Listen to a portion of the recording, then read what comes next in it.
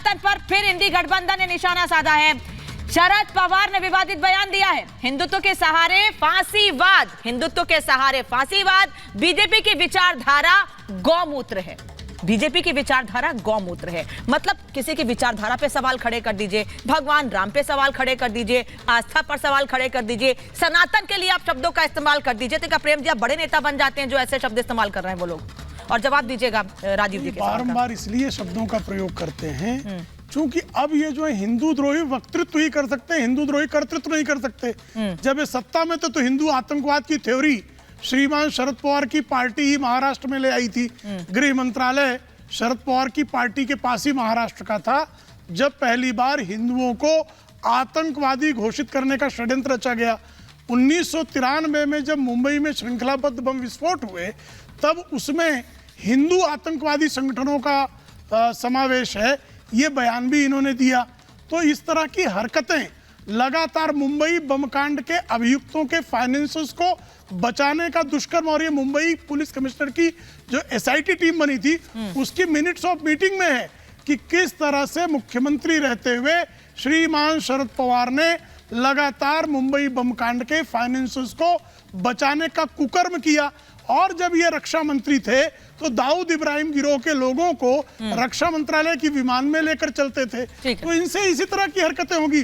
जो महात्मा गांधी गाय को मानते थे और गौमूत्र को उपचार मानते थे, पंचगव्य को प्रसाद मानते थे, उन महात्मा गांधी के भारत में औरंगजेबी वृत्ति वाले शरद पवार इसी तरह का बयान देंगे। दो नेताओं के नाम लिए हैं राजीव जी ने, दो नेताओं के नाम लिए हैं। वो ये कह रहे हैं कि आप उस पर जवाब देंगे तब वो मेरे सवाल का बहुत अच्छा है।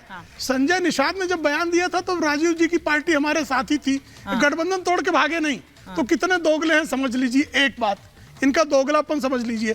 पुलवामा का जिक्र कर रहे हैं, पुलवामा के बाद चुनाव हमारे साथ गठबंधन में कौन लड़ा था? जदयू लड़ी थी ना। तब जो है राजीव जी तब क्या था, भ्रम के शिकार हो गए थे, विस्मृति का रोग हो गया था, स्मृति भ्रंश था, नहीं था। लेकिन अब आप जो है इस तरह की दोहरी बातें करेंगे। तीसरी बात, कर्नाटक के बारे में जो कहा, मीराबाई, देखिए हमारे यहाँ प्रभु राम को सूरदास उनका बाल रूप ही देखते हैं कृष्ण का, मीराबाई उनको प्रेमी के रूप में देखती हैं, और मुनि व्यास जो है उनको चक्रधारी के रूप में देखते हैं। तो हमारे यहाँ कौन किस रूप में किसको देखेगा, ये कोई इस्लाम नहीं है महाराज। ये जो आजकल जिसकी आप जियारत कर रहे हैं वो धर्म नहीं है। राजीव जी फखरुल जी से रिएक्शन ले लो, हमारे साथ 3 मेहमान और अभी रिएक्शन का एक भी नहीं हुआ है। फखरुल हसन चंद, ऐसे बयानों का समर्थन आप लोग करते हैं कि नहीं करते हैं? एक बात तो इससे साफ होती है कि करते हैं या नहीं करते हैं, क्योंकि आपके नेता आपकी ही पार्टी के प्रवक्ताओं पर, आपकी ही पार्टी के उन नेताओं पर एक्शन नहीं लेते हैं जो रामचरितमानस का अपमान करते हैं, बल्कि उनका प्रमोशन कर दिया जाता है। जब ज्यादा बयान आते हैं तो बयान से किनारा कर लेते हैं। देखिए अनामिका जी, हम तो भारतीय जनता पार्टी की अपने दरभंगा में एम्स देने वाले प्रवक्ता को भी सुन रहे थे। आपने जो सवाल पूछा उनका भी जवाब दूंगा।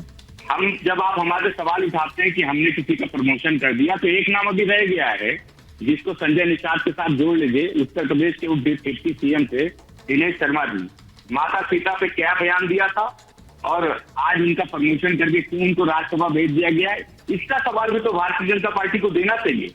और जब भारतीय जनता पार्टी मंदिर की राजनीति करना चाहती है, हम कहते हैं कि 2019 में आपने पुलवामा के नाम पे, शहीदों के नाम पे वोट मांग लिया, और विपक्ष अगर इस बात को कह रहा है कि आने वाले लोकसभा चुनाव में आप मंदिर के ही नाम पे वोट मांगेंगे, आप हॉस्पिटल के नाम पे वोट नहीं मांगेंगे, आप बेरोजगारी, महंगाई, किसान मजदूर के नाम पे वोट नहीं मांगेंगे, तो समाजवादी पार्टी समझती कि मुद्दों की बात होनी चाहिए।